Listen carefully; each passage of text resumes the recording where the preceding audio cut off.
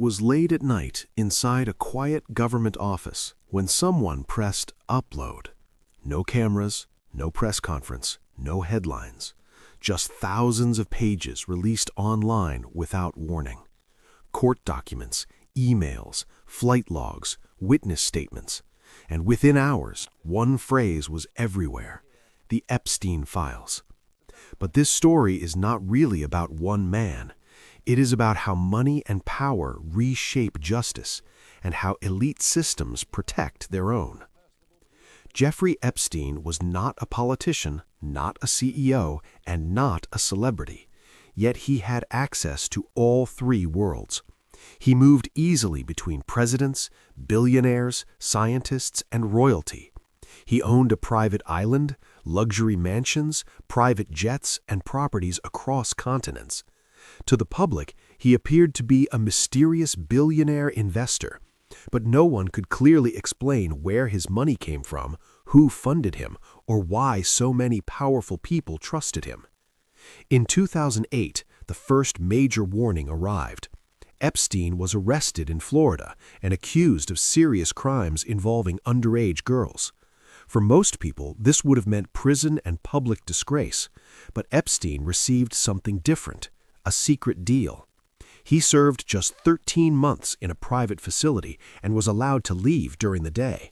Many charges were dropped, many victims were never informed. He walked free.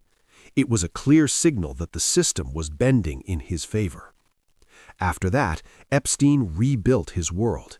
He expanded his network of politicians, bankers, academics, celebrities, and business leaders.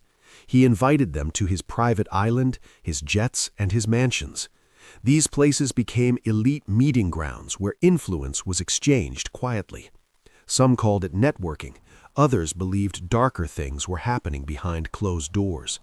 Years later, court documents and testimonies would reveal how closely many powerful figures had stayed connected to him.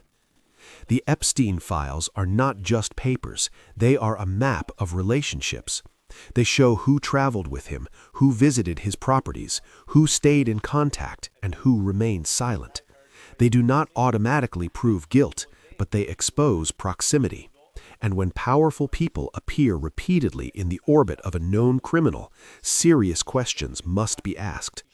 So why was Epstein protected for so long? First, money. He had enormous wealth.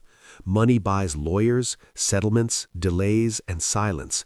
It gives you time to escape consequences. Second, connections. When you know presidents, billionaires, and top prosecutors, the system becomes careful around you. Officials hesitate. Institutions hesitate. Everyone fears becoming an enemy of power. Third, information. Many believe Epstein collected sensitive details about influential people.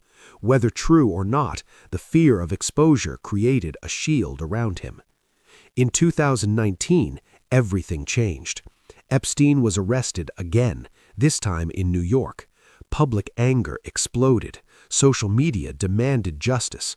For the first time, it looked like he might finally face consequences. Then suddenly, he died in jail.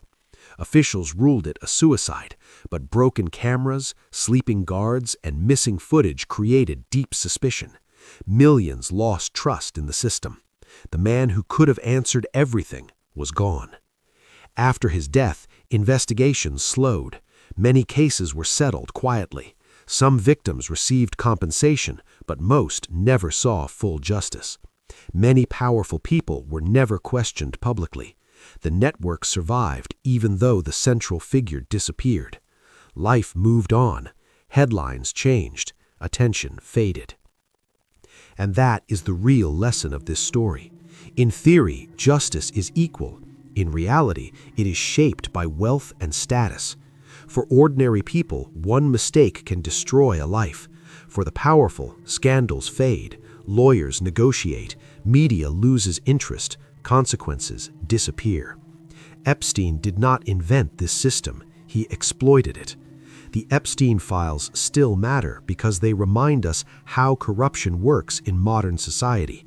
It does not hide in dark alleys, it wears expensive suits. It attends conferences. It donates to charities.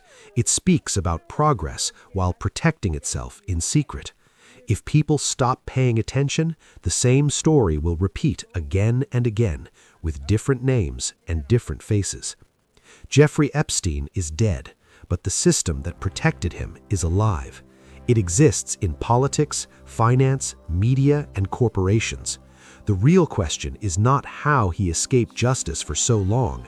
The real question is how many others still are. Because until power is held accountable, justice will always have limits.